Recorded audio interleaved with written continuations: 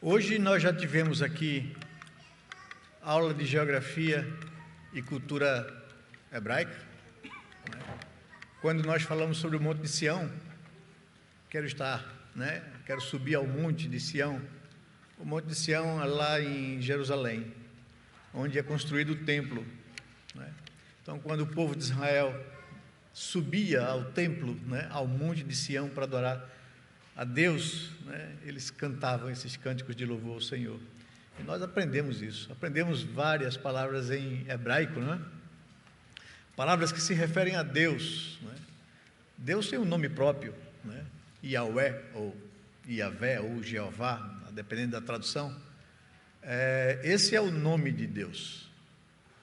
Como era o nome santo, e o povo de Israel recebeu de Deus na lei de que nós não devíamos usar o seu nome em vão, ou falar de forma vulgar ou simplória o seu nome, o povo de Israel, por causa do temor que tinha o nome de Deus, criou vários outros adjetivos para falar de Deus, E vocês aprenderam aí um bocado deles aqui: Elohim, El Shaddai, Adonai, Yahvé Iré, Então, vários atributos de Deus, do seu cuidado, do seu poder, da sua soberania, do seu amor, de como Ele age de acordo com o seu povo, buscando, como nós lemos aqui também no profeta Isaías, na liturgia do nosso culto, como Deus é um Deus cuidadoso.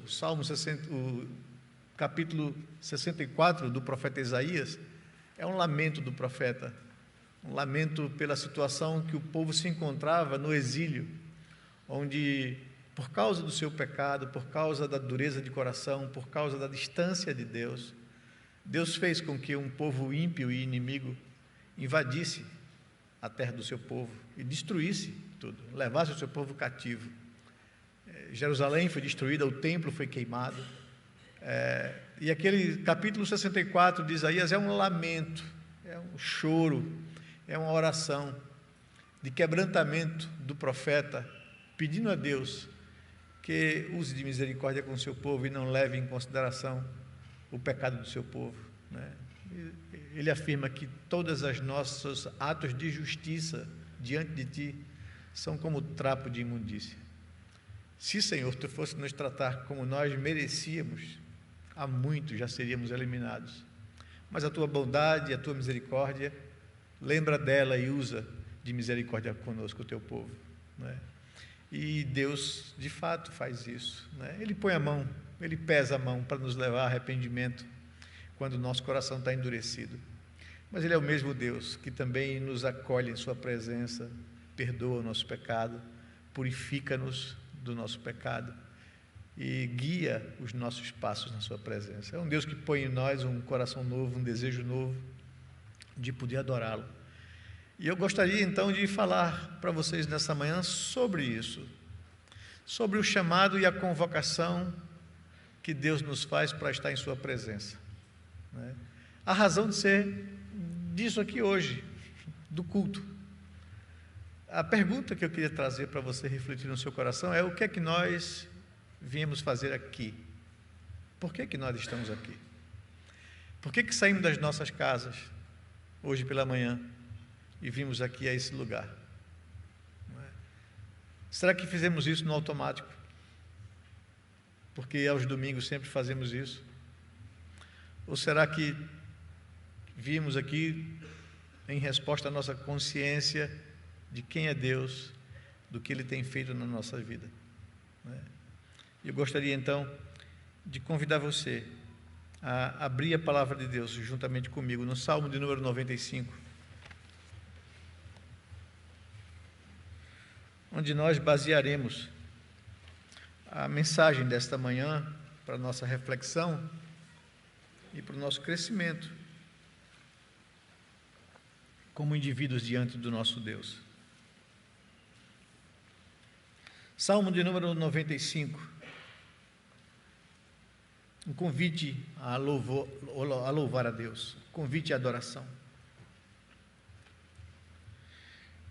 Do verso 1 ao verso 8, nos diz assim o Salmo: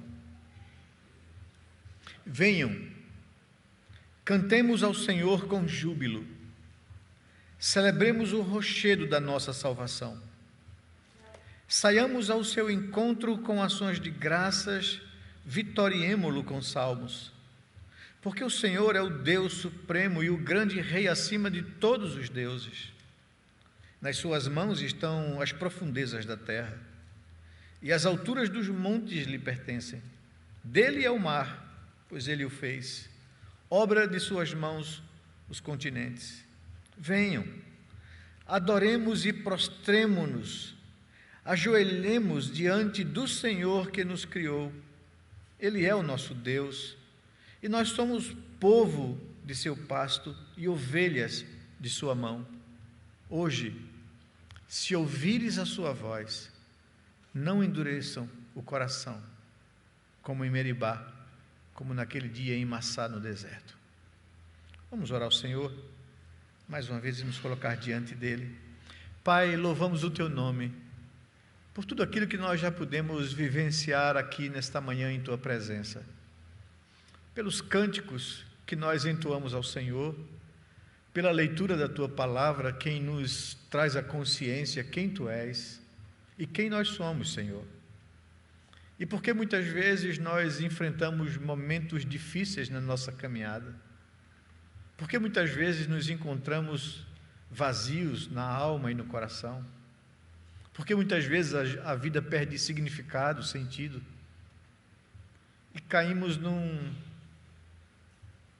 deserto existencial, tantas vezes tão forte, que nos inquietam, nos agoniam a alma.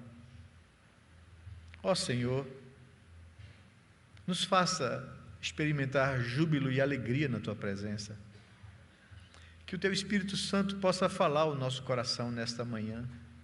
Que a Tua palavra salte aos nossos olhos e nos traga a esperança, nos conecte contigo, Senhor. Que tomemos consciência de diante de quem nós estamos nessa manhã. E como o Senhor espera da atitude do nosso coração em relação a Ti. Abre nosso entendimento, fala ao nosso coração, aplica essas verdades à nossa vida, Senhor. É o nosso clamor, é a nossa oração, é o que Te pedimos, confiados não em nós, mas confiados em Teu Filho Jesus, nosso Redentor amado, prova do Teu amor, quando entregaste na cruz, por amor a cada um de nós, para nos perdoar a culpa dos nossos pecados e nos purificar de toda injustiça. Obrigado, que por causa de Cristo, nós temos livre acesso à Tua presença. Quebra, Senhor Deus, do nosso coração toda indiferença, toda dureza. Fala conosco, Senhor Deus. Manifesta graça e favor às nossas vidas nessa manhã. É o que nós Te pedimos, fiados em Jesus, nosso amado Redentor, a quem rendemos toda a honra, toda a glória e todo o louvor, Senhor Deus. É em nome dEle que nós rogamos a Ti. Amém, Pai amado. Amém, Senhor Deus. Meus queridos, o Salmo de número 95 faz parte do quarto livro dos Salmos. O livro dos Salmos, os 150 Salmos, que nós temos em nossa Bíblia, ele está dividido, separado em 5 livros, E esse é o quarto livro, o Salmo está dentro do quarto livro, que começa do Salmo 90, escrito por Moisés, e vai até o Salmo 106. E todo esse bloco, ou esse quarto livro dos Salmos, é um convite à adoração a Deus e as orientações de como nós devemos nos comportar ou chegar na sua presença. Então, o Salmo 95 faz parte desse quarto livro dos Salmos. E nos ajuda, nos ensina, nos instrui de como deve o nosso coração estar diante do convite a se chegar a Deus e estar na presença do Senhor para louvá-lo e para adorá-lo. Então, eu gostaria de focar nesse salmo. É um salmo também muito significativo para a gente. Eu lembro de quando a gente estava na luta, de construir esse templo aqui, estávamos já prontos a encerrar a obra dessa primeira fase de construção. Nós fizemos aqui um apanhado com as pessoas, porque queríamos colocar ali na rampa de subida um texto, né, que pudesse nos lembrar a razão pela qual nós estamos chegando aqui. Então, quando você sobe a rampa, você vai lendo esse Salmo 95, né, que nos traz à memória a razão pela qual eu acordei nesse dia, a razão pela qual eu estou me dirigindo à igreja, né, para que eu não me esqueça, não me aperceba, não venha aqui por uma questão apenas de costume, de tradição ou de forma automática, mas que a gente saiba diante de quem nós estamos. Então eu gostaria de, a partir desse salmo, chamar a nossa atenção para esse tema do 4º livro dos Salmos, que é um convite a estar na presença de Deus. E a primeira coisa que eu chamo a sua atenção é que há um convite, há uma convocação ao povo, há um chamamento, há um chamado ao povo. Se não, observe comigo, o verso 1, ele começa com essa expressão, venham, ou na sua Bíblia talvez, vinde, né? Veja também o verso 2, saiamos, né? Saiamos das nossas casas, dos nossos lares, e vamos nos dirigir ao Monte Sião, né? Onde o templo foi construído e representa a presença de Deus no meio do seu povo. Venham, saia da sua casa. O versículo 6 também começa assim, né? Venham, vinde, né? Então, há um convite feito ao povo de Deus. Deus, ao criar o ser humano, ao fazer a criação, Ele separou um dia exclusivo para que a sua criação estivesse em comunhão plena e exclusiva com Ele, né? O dia do descanso, né?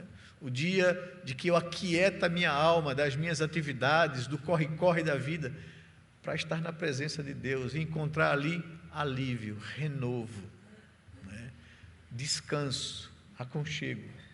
Deus separou um dia e fez desse dia um dia santo, um dia exclusivo, um dia separado, onde Ele queria que a sua criatura pudesse gozar da comunhão da sua presença. Então, o Salmo faz essa convocação da gente parar a vida, o corre-corre da vida, para experimentar o gozo da presença do nosso Criador. Venha, saia, esteja diante dEle. É isso que nos salta aos olhos nesse Salmo em primeiro lugar. Vinde, saiamos, venham.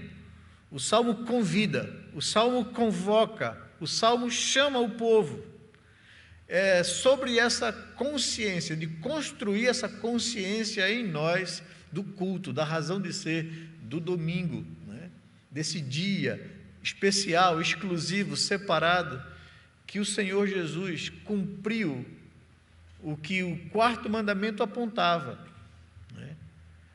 A promessa do 4º mandamento era dizer para a gente, apontar para a gente que Deus um dia tiraria de sobre os nossos ombros o peso do juízo e do pecado. E Cristo fez isso na cruz. Deus enviou o seu Filho, como nós, como seres humanos, Ele encarnou, assumiu a forma humana. E Ele enfrentou todas as lutas e dificuldades que eu e você enfrenta diante de um mundo caído. Ele foi tentado em todas as coisas à nossa semelhança, diz o texto sagrado, com uma diferença, ao contrário do primeiro Adão, que desobedeceu e que pecou contra Deus e nos arrastou para a condenação. Ele foi obediente até a morte, e morte de cruz, e como um justo e um inocente, entregou a sua vida voluntariamente por pecadores como nós, e Ele trouxe sobre nós o descanso. É por isso que Ele faz o convite: venham a mim, todos vós que estão cansados e sobrecarregados, eu vos aliviarei. Tomai sobre vocês o meu jugo, porque o meu jugo é suave, meu fardo é leve, e vocês encontrarão descanso para as vossas almas. É sobre esse descanso que o 4º mandamento fala, né? Do Shabá ou do sábado. É o descanso que que o Senhor promete, que não estava reduzido ao 7º dia da criação, mas apontava para uma promessa futura, que foi realizado quando Cristo encarnou, quando Ele pagou o preço da nossa culpa na cruz, morrendo em nosso lugar, e quando ao 3º dia Ele levanta-se da morte, Ele ressurge dos mortos, e nos dá a esperança agora da vida eterna.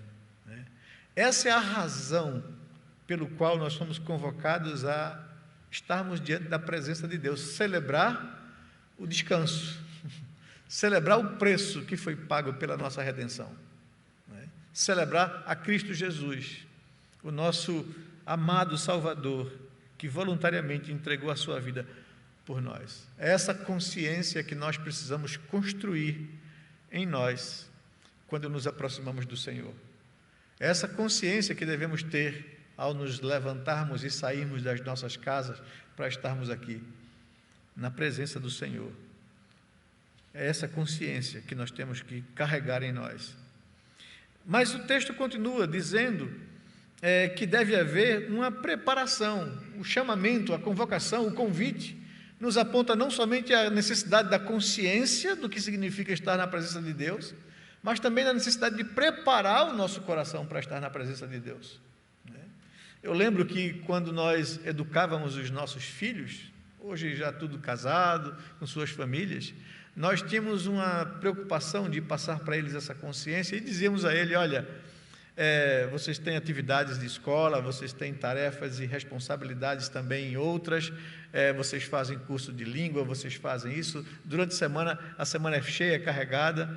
Então vocês fazem o seguinte: na sexta-feira vocês podem sair com seus amigos e colegas da igreja, para vocês se divertirem, brincarem, aliviarem a tensão.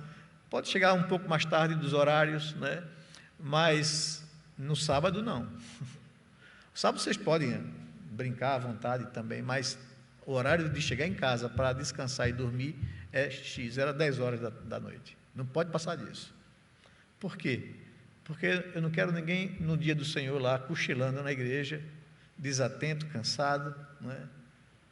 Vocês precisam descansar no sábado para estar prontos para, no domingo, se chegar na presença de Deus, estar vívidos, alegres, atentos, para adorar a Deus e ouvir a sua voz. Então, nós fazíamos isso pela consciência do que significa esse dia e querer incutir na cabeça deles essa consciência. Então, deve haver a consciência do que significa isso que nós estamos fazendo aqui. E deve haver um preparo nosso, um preparo espiritual, um preparo de consciência, um preparo. Ontem, quando nós estávamos na reunião do conselho aqui, examinando pessoas, ontem foi um final de semana carregado, sexta-feira até quase 1h da manhã ficamos aqui, no sábado das 9 até as 5 da tarde aqui, conversando, examinando e recebendo pessoas, mas é tão gratificante a gente ouvir das pessoas a consciência do prazer de conhecer a Deus, de conhecer a palavra de Deus, das verdades de Deus, da graça, e ouvimos de pessoas dizendo assim: antigamente eu não tinha muito interesse nas coisas espirituais, hoje em dia eu fico contando os dias para chegar ao domingo, para estar na presença de Deus. É bom ouvir isso. E de fato, a gente deve viver a semana na expectativa desse dia. Quando Deus separa um dia e coloca ele como exclusivo, Ele está despertando na gente esse interesse, essa perspectiva, esse desejo de viver o meu dia a dia, às vezes, muitas vezes, pesados pela carga de trabalho e de demanda que a gente tem, na expectativa de chegar o final da semana, ou o primeiro dia da semana, para estarmos diante de Deus, aliviados, um dia de descanso de fato, um dia de comunhão com Ele, um dia de refrigério, um dia de renovar o nosso ânimo e as nossas forças para enfrentar mais uma semana de luta. Viver nessa expectativa, nessa preparação do coração, e além da consciência, além desse preparo, e eu digo aqui aos pais: prepare sua família, prepare o coração, prepare o espírito dos seus filhos. Aproveite a oportunidade. Criança faz barulho, criança conversa, criança às vezes não tem consciência do que isso significa. Não se preocupe com isso e nem se incomode os outros que ainda não têm filhos com isso. né? Agora, aproveite a oportunidade para chamar a atenção do seu filho e trazer ele à consciência do que significa estar aqui, né? Estar na presença de Deus. Estamos aqui para adorar o Deus Criador, o Deus do Universo. Incuta isso na cabeça dele, coloque isso na cabeça dele. E você vai ver que vai ficar sendo construído nele a consciência disso, né? Então, ele vai ficar mais atento ao passar do tempo. Mas não deixe de incutir, de prepará-los, de, durante a semana, criar neles a expectativa. Vamos à igreja, nos encontrar com Deus. Né? Quando ele se dispersar, porque ele vai se dispersar, chame a atenção dele, estamos diante de Deus, filho. Faça isso de forma doce, de forma sábia, para que crie nele essa consciência. Prepare a sua família para estar diante de Deus. Crie expectativas para isso. Oriente, instrua a sua família, o coração e o espírito dos seus filhos para chegar-se diante do Criador, do Deus do Universo. Consciência, necessidade de preparar o espírito e nos achegarmos, nos apresentarmos a Deus, nos achegarmos a Ele, como o convite aqui coloca. Isso é muito importante, que não somente a gente tenha consciência disso, mas que a gente instrua aqueles que Deus nos confiou a isso, aos nossos filhos, que são filhos da aliança de Deus. Mas o texto avança. Existe um convite, existe um chamamento, existe uma convocação. Mas para que mesmo é este convite? O salmista continua. Vejam comigo, o verso 1. Venham ou vinde ao Senhor, ou à presença do Senhor. É isso que diz o verso 1. Vejam o verso 2. Saiamos ao seu encontro. A convocação é para que a gente saia das nossas casas e venha ao encontro do Senhor. O verso 6 nos diz que venham, estejam diante do Senhor. Então, não é que eu sou convidado a estar com os meus irmãos, é bom estar com os meus irmãos. Eu não sou convidado necessariamente, em primeiro lugar, a rever as pessoas que eu amo, ou que eu tenho relacionamentos com elas. É preciso ter total e completa consciência diante de quem estamos. É isso que o texto quer nos ensinar.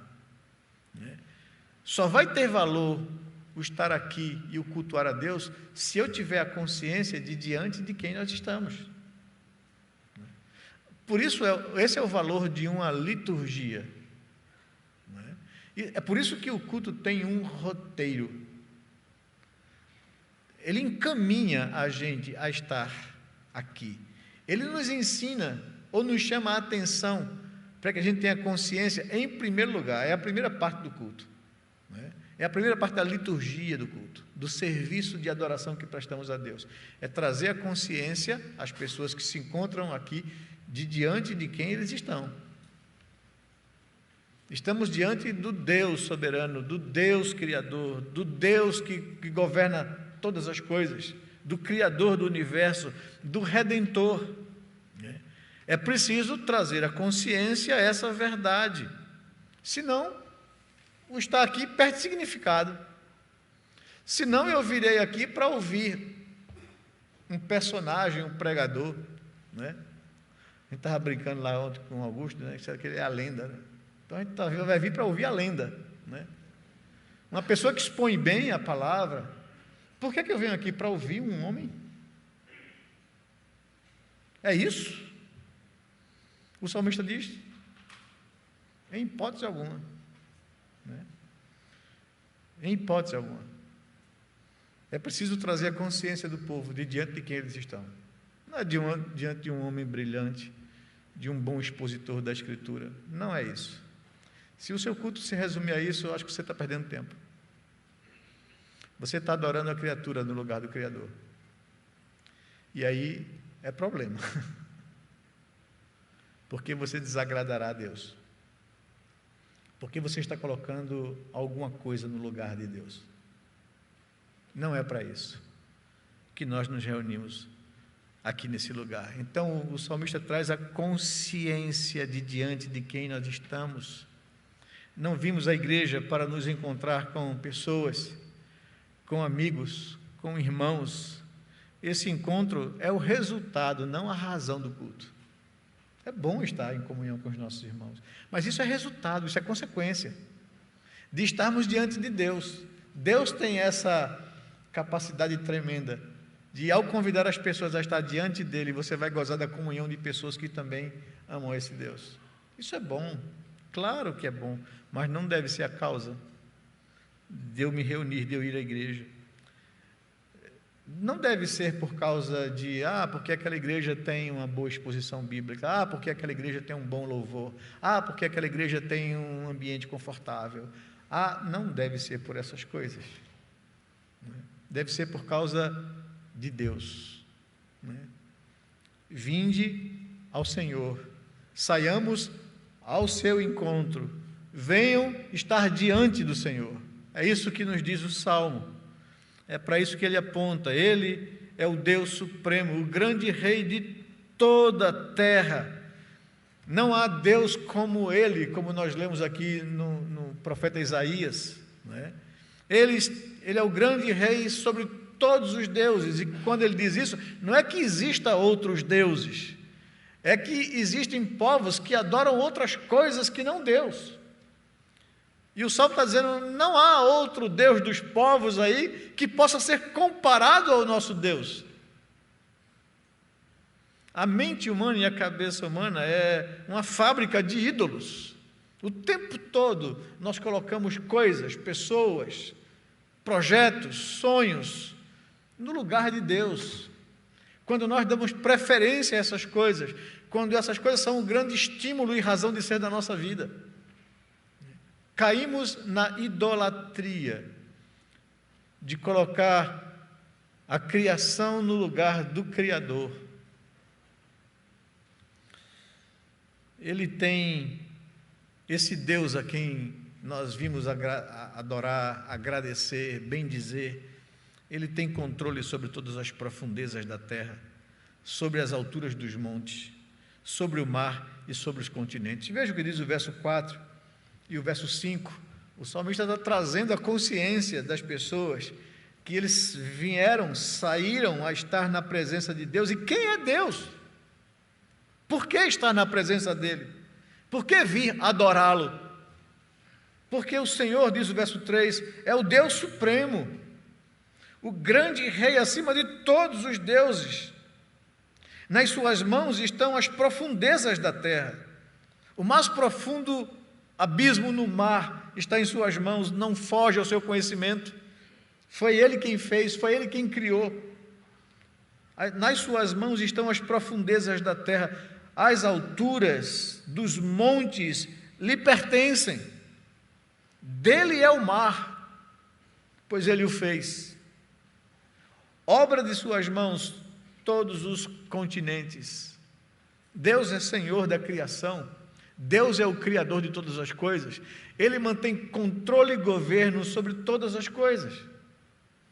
É isso que o salmista está querendo trazer à nossa consciência. Tenha consciência de diante de quem você está, da grandeza dele, da majestade dele, da soberania dele, da santidade dele, do seu poder, da excelência do seu ser. É diante desse Deus que você foi convidado a estar.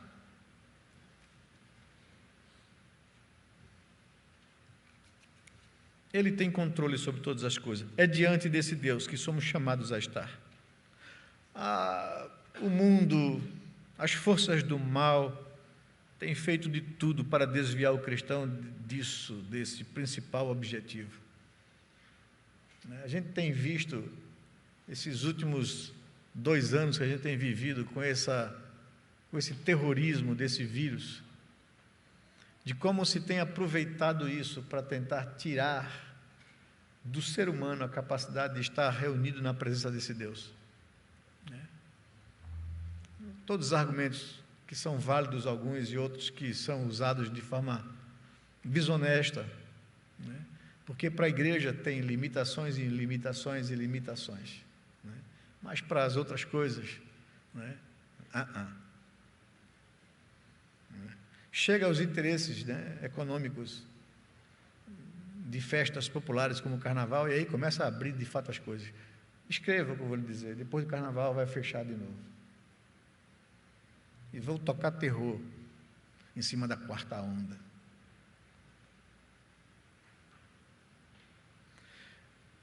O mal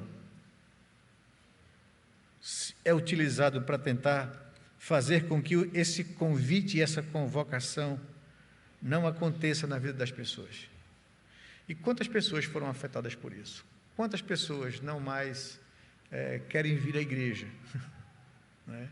Assombrados com isso, com medo disso, trancados em suas casas, morrendo aos poucos, adoecendo emocionalmente. Quantas pessoas eu vejo com incoerência incrível, que frequentam supermercados, que vão a shoppings, né? Mas que na igreja não, porque o vírus parece que lá contamina pessoas. É um negócio incrível que a gente tem visto. O profeta Abacuque, falando dessa consciência da grandeza de Deus, ele diz, no capítulo 2 da sua profecia, no verso 20, o Senhor está no seu santo templo, aquiete-se diante dele toda a terra. Saiba diante de quem você está. Aquieta o coração para bendizer e para adorar a esse Deus. O patriarca Jacó, ao ter a visão da escada, afirma surpreso e atemorizado: na verdade o Senhor está nesse lugar e eu não sabia.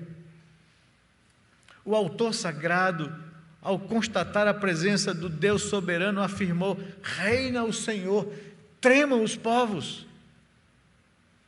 Precisamos inculcar isso na cabecinha dos nossos filhos. Pais, insistam nisso. Oriente seus filhos e tragam ele a consciência de diante de quem eles estão em culto.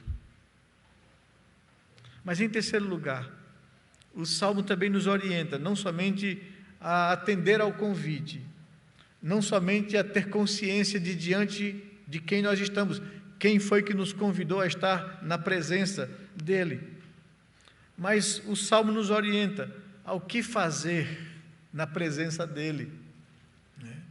Devemos vir, devemos sair das nossas casas, devemos saber diante de quem nós estamos, mas o que fazer diante dEle. E o Salmo nos ensina, somos convocados a cantar louvores ao Senhor com júbilo, não é? Venham, diz o verso 1, cantemos ao Senhor com júbilo, com alegria. O pastor Luciano nos interrompeu aqui no hino, para nos chamar a atenção disso. Gente, é cantar a Deus, e a gente não pode cantar a Deus morgado, né? Cansado, arrastado, devagar, abatido. Cante com júbilo, diz o Salmo, cante com alegria, entendo a consciência de diante de quem eu estou, quem me convidou a estar na presença dEle, eu canto com louvor, com alegria ao meu Deus. Cantemos ao Senhor com júbilo, com alegria. Continua o verso 2, celebremos o rochedo da nossa salvação, né? Celebremos com ações de graça, com gratidão, né? E aqui vai o ponto, a razão pela qual nós estamos aqui, é gratidão. A razão pela qual nós cantamos louvores a Deus é gratidão. A razão pela qual nós confessamos os nossos pecados e culpas, na certeza de que seremos perdoados por causa do que Cristo fez por nós, é gratidão. A razão pela qual Deus nos ensinou a separar uma parte dos nossos ganhos, que Ele providenciou, que Ele me dá saúde, que Ele me deu habilidades naturais para que eu possa desenvolver uma atividade profissional e obter dela o lucro e o resultado para a minha vida digna, eu deveria separar uma parte disso para consagrar a Deus. Não que Deus precise disso, claro que não, mas Ele quer o reconhecimento da sua criatura de que a vida que Ele tem depende de Deus. Porque a saúde que eu tenho depende de Deus. Porque o vigor e a força que eu tenho depende de Deus. Porque a capacidade de desenvolver uma área da minha vida, a minha inteligência, a minha aquisição de conhecimento, depende de Deus. A vida depende de Deus. As oportunidades dependem de Deus. Então, o que Ele quer de mim? O reconhecimento disso. De todo homem, Ele quer esse reconhecimento. Ele trabalha em prol daqueles que lhe temem, daqueles que lhe amam, daqueles que lhe buscam. Mas todo ser humano tem que reconhecer que depende de Deus. E é isso que Ele está ensinando aqui. Cada coisa que a gente faz no culto é em gratidão a Deus. A entrega dos dízimos e das ofertas é reconhecimento e gratidão a Deus. E Ele diz que a pessoa que reconhece isso e que faz isso com alegria de coração, Deus aumenta a sua sementeira, Deus abençoa a sua vida. Eu não perco ao consagrar a Deus. Claro que isso não é o motivo pelo qual eu deveria fazê-lo. Ele diz que não, é gratidão somente, é reconhecimento somente. Não é barganha, não é troca, não é isso. A pessoa que faz desse jeito, como a gente viu com Ananias e Safira, com a intenção de ser visto pelos homens, Deus reprova completamente isso e não abençoa uma pessoa que tem essa motivação no coração.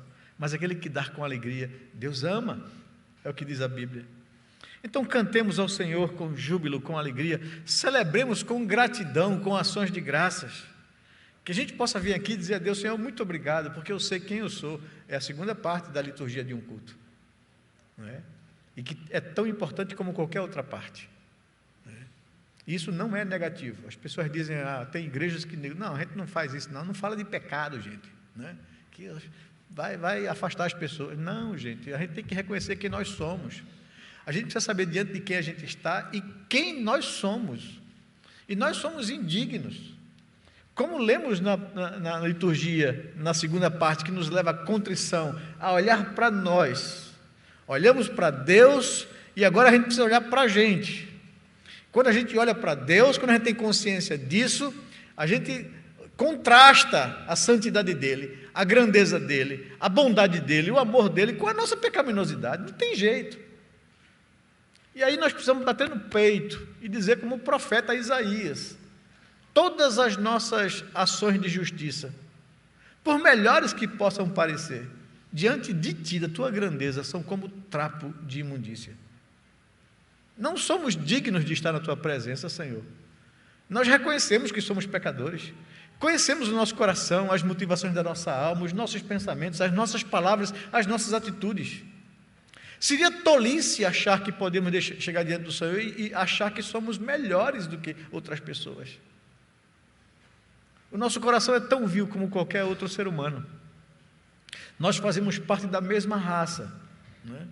Como costumo dizer, somos farinha do mesmo saco, bananas do mesmo cacho. Somos seres humanos caídos, carentes e necessitados da Tua misericórdia e graça. Eu preciso reconhecer isso diante de Deus, porque quando eu de fato chego diante da luz, a luz revela o que há em mim e o que há no meu coração.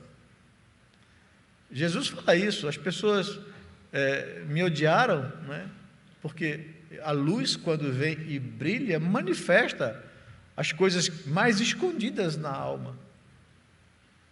E precisamos reconhecer de fato isso, e admitir culpa, e pedir a Deus misericórdia e perdão, como o salmista: Senhor, não olha para as nossas iniquidades.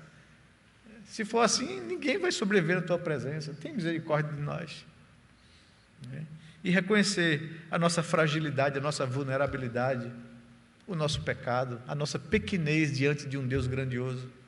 É isso que Deus nos convida a fazer em sua presença. E por isso nós somos gratos a Deus, porque em Cristo Jesus Ele nos perdoa, né? João diz isso com muita clareza: filhinhos meus, eu vos escrevo essas coisas para que vocês não pequem. Mas se todavia vocês pecarem, temos um advogado junto ao Pai, Jesus Cristo o justo. Ele é a propiciação, Ele é o pagamento pelos nossos pecados. Por isso podemos nos achegar a Deus com confiança, porque Ele pagou o preço da minha culpa, e eu posso chegar diante de Deus. E eis a razão da gratidão, de cantar louvores com alegria, de celebrar com ações de graças, de adorar ao Senhor, de me prostrar diante dEle, de me humilhar diante dEle, de me ajoelhar diante dEle.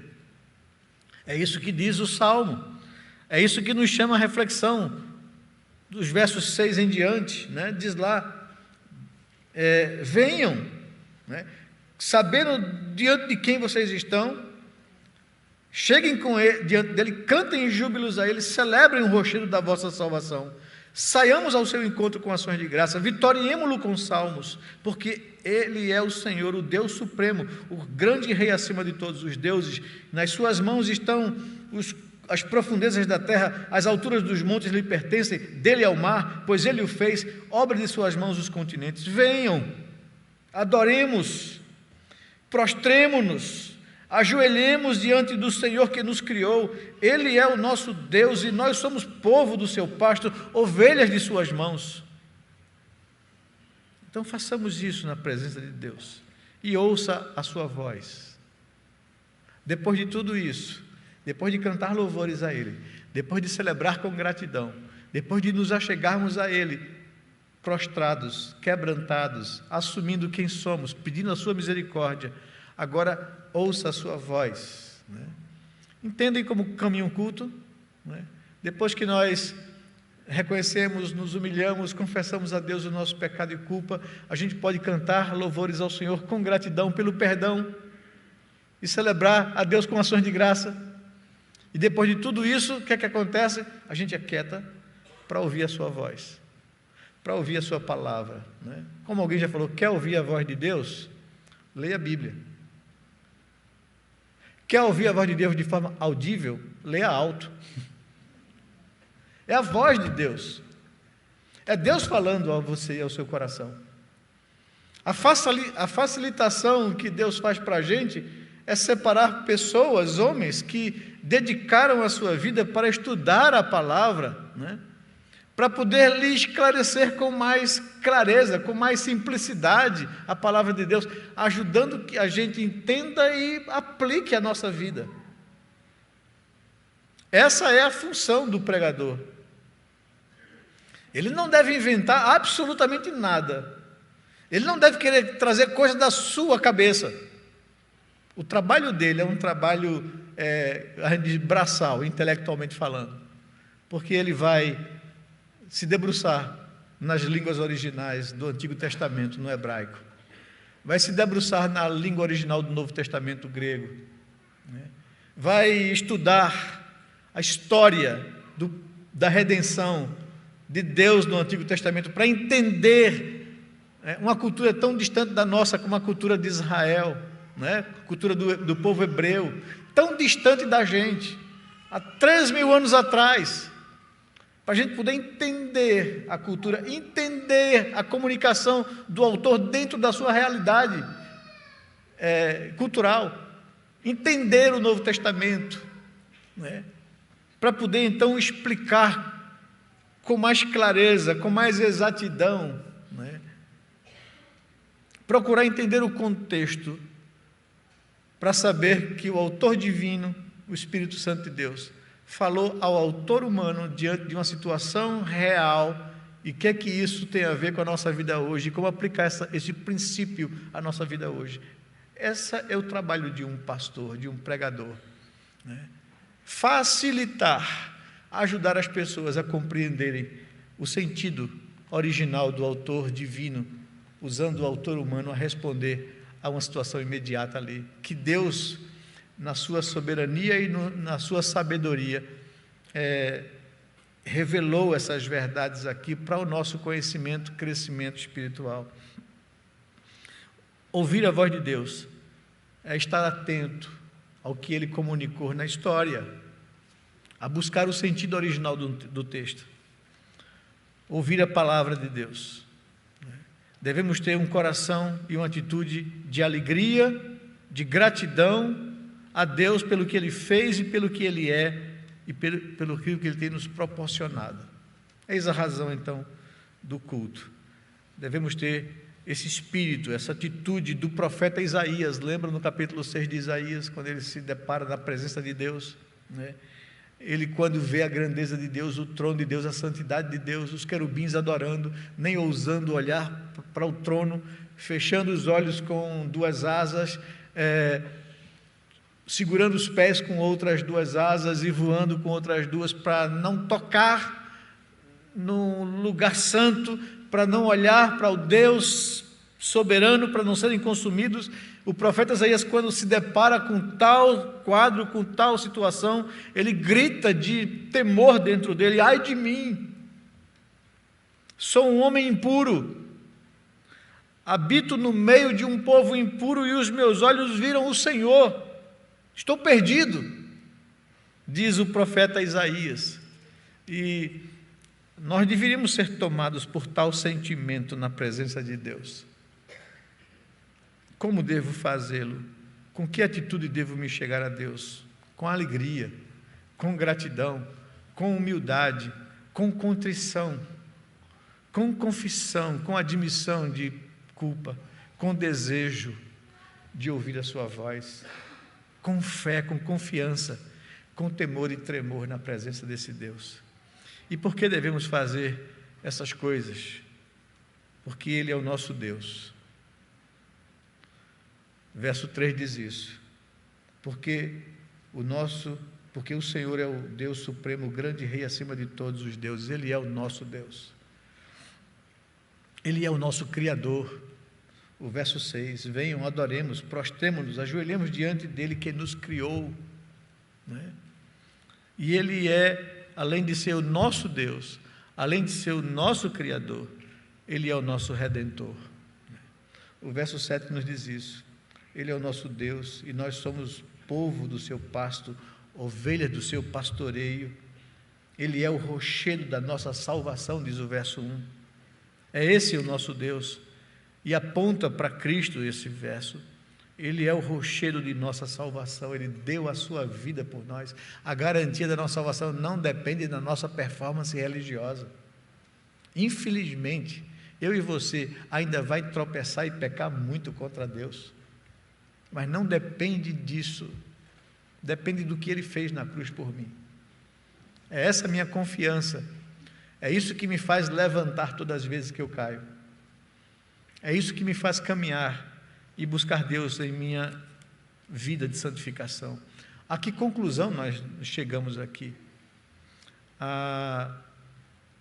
Ao se encaminhar à igreja hoje pela manhã, você veio com a consciência que você estaria diante do Deus dos céus? Foi isso que lhe tomou? Foi isso que lhe fez levantar de manhã? Foi isso que fez você tomar seu banho, se arrumar? Estou indo ao encontro do Deus Criador. Estou indo ao encontro do Deus que me convida a estar na sua presença. Estou indo ao encontro do Deus que proporciona as condições para que eu viva, do Deus providente. Estou indo atendendo o convite do Deus que me redimiu, que me amou, e mesmo sendo eu um pecador miserável, Ele deu a vida do seu Filho por mim, no meu lugar. Ele derramou sobre o seu Filho o castigo que era para mim.